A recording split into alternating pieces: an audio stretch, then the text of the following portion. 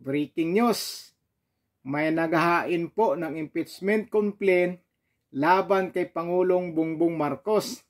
Post po ito ng News Blast. Duterte Youth Party List Chairman Ronald Cardima at Representative Marie Cardima maghahain ng impeachment complaint laban kay Pangulong Bongbong Marcos. Ito po yung kauna-unahang impeachment na ihahain laban kay Pangulong Bongbong Marcos. Grabe po. Nakakabilib itong mag-asawa na ito. Napakatapang po. Biruin nyo po. Silang dalawa ang magsasampa ng impeachment laban kay Pangulong Bongbong Marcos. Grabe po. Parating pa naman ang eleksyon. Kapag mananalo ang mga kaalyado ni Pangulong Rodrigo Duterte o nila ni VP Sara Duterte na mga tumatakbong kongresista, at kapag nananalo ang mga yan, malamang uusad tong impeachment na ito. 100 plus lang po ang kailangang pirma dito. 105 o 115. Ganun lang po ang kailangang pirma para umusad yung impeachment na hinahain nila ngayon. Naku po, marami pong kakabahan dito kapag uusad dito.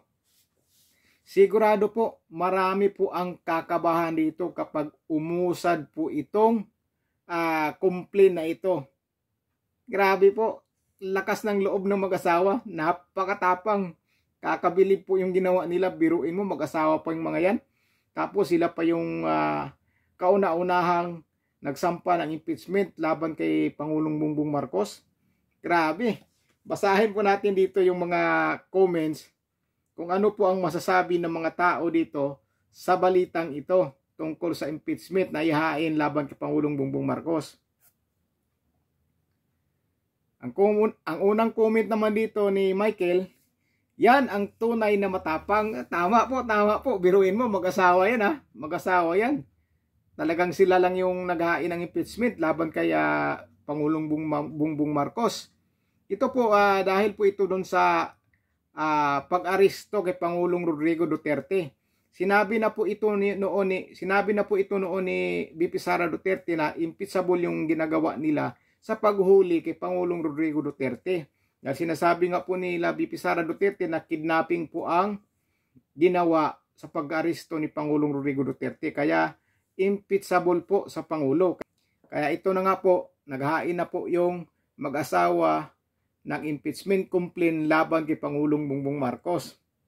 Tapos naman dito, ang comment ni Angel, yes, finally. Mukhang maraming natutuwa dito Ang comment ni Edna, good news. Mukhang daming natutuwa dito sa balitang ito. Sabi, ang comment naman dito ni Sirilyn, good job sir and ma'am. Ang mga Pilipinong gusto ng pagbabago, iboto lahat ng congressman sa iyong district. Ang hindi administrasyon, loyalist at vote straight Duterte. Malapit na natin maayos ang ating bansa. Marami pong natutuwa dito sa balitang ito. Ang comment naman dito ni Servin, yan, napakagandang balita. Grabe. Mukhang maraming masaya dito sa balitang ito. Maraming nasisiyahan o natutuwa sa balitang ito. Sabi naman dito ni Edna, wow, oh my gosh, papunta na tayo sa exciting part. God bless Youth Party List. Liliwanag din ang bukas natin. Mukhang marami po talagang natutuwa. Kayo po dyan mga kababayan sa nanonood ngayon, natutuwa po ba kayo sa balitang ito? O hindi? I-comment nyo po yan mamaya sa baba kung ano po ang naramdaman nyo sa balitang ito na magkakaroon na po ng impeachment complaint laban kay Pangulong Bongbong Marcos. Kauna-unahan po itong complaint at mag-asawa pa. Sabi naman dito na RV, good job po. Naku po, palos lahat na natutuwa dito.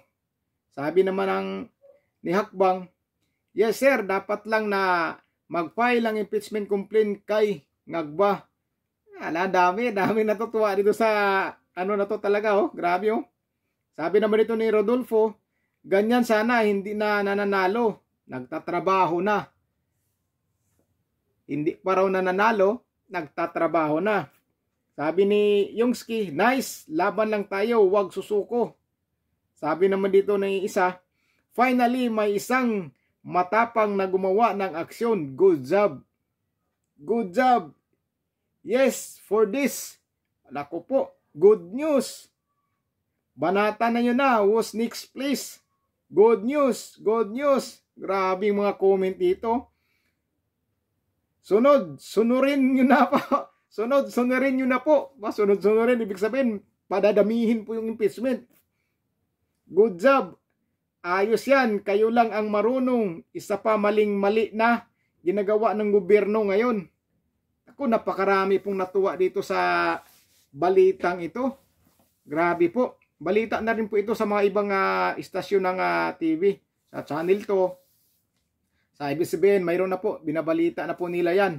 Na yung mag-asawang Cardima po, yung Duterte Youth Party List, naghahain po o kauna-unahang naghahain ng impeachment complaint laban kay Pangulong Bongbong Marcos. Kaya i-comment nyo po sa baba kung ano po ang masasabi nyo dito na first time o kauna-unahang pagsasampa ng impeachment laban kay Pangulong Bongbong Marcos. Grabe po. Ang dami pong natuwang mga nagko-comment doon. Napakarami po. Tuwang-tuwa po sila na may naglalakas loob na maghain ng impeachment complaint laban sa Pangulo. Kaya sinasabi na po ni Bibi Sara po talaga na impeachable yung mga ginagawa nila doon kay Pangulong Rodrigo Duterte na pag-aresto at dinala doon sa ICC. Yun po ang sinabi ni Bibi Sara Duterte noon. Kaya siguro ngayon, naglalakas loob na po yung mag-asawa na maghain sila ng impeachment complaint. Kaya tingnan po natin o abang-abangan po natin kung ano po ang kahinatnan niyan sa complaint na yan, kung uusad ba yan o hindi. Pero sa palagay ko, pagkatapos ng eleksyon, kung mananalo ang mga kaalyado ng mga Duterte, malamang uusad po yan. Kaya pagkakataon na po ito sa taong bayan, napiliin na po ninyo ang talagang totoong magserbisyo sa toong bayan. Ang totoong magsiservisyo sa ating bayan. Ayan na po, may naghain na po, may naglalakas loob na po.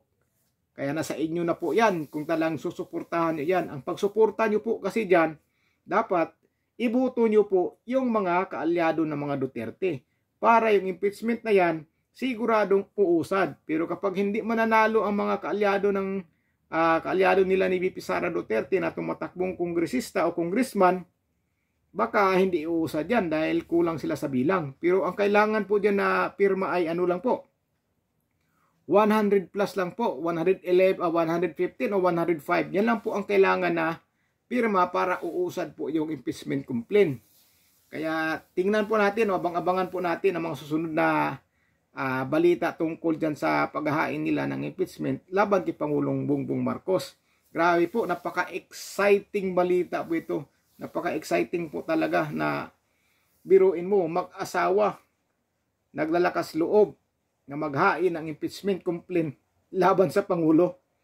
Marami pong kakabahan dyan kapag umusad yan, sigurado yan. Marami pong kakabahan dyan kapag umusad. At kapag nananalo o manalo ang mga kaalyado ng mga Duterte na tumatakbong congressman, doble po ang kabang mararamdaman nila dyan dahil siguradong uusad dyan. At kapag mananalo pa ang Duterte o PDP laban ng mga senatorial line-up, naku po, at umusad yung impeachment na yan mula sa Kamara papuntang Senado, naku po, marami na po dyan ang magbalot-balot, sigurado. Malapit na po. Sigurado po, marami pong magbalot-balot dyan kapag nanalo ang Duterte line-up at kapag umusad yan sa Kongreso yung impeachment na yan at pumunta sa Senado. Kaya nga kapag nanalo ang Duterte straight, may paglalagyan yung impeachment na yan. Napakadelikado. Kaya abang-abangan lang po natin na sana mananalo yung Duterte na yan at mananalo ang mga kaalyado ng mga Duterte para umusad yung impeachment. Kasi kapag hindi, malabo pong uusad yan dahil kukulangin po sa mga pipirma dyan. Magkukulang po ang pipirma dyan. Pagdating naman sa Senado, kapag umusad sa Kongreso at mapunta sa Senado at mananalo ang mga alyansa, wala yan, mababasura lang din siguro yan. Mababasura lang yan.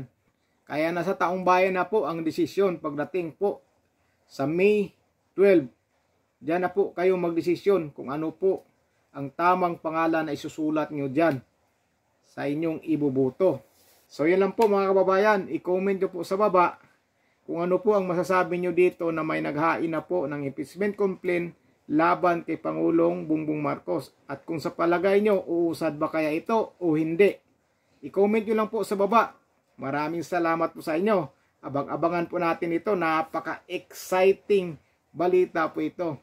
So, ganun lang po mga kababayan. Ingat po kayo.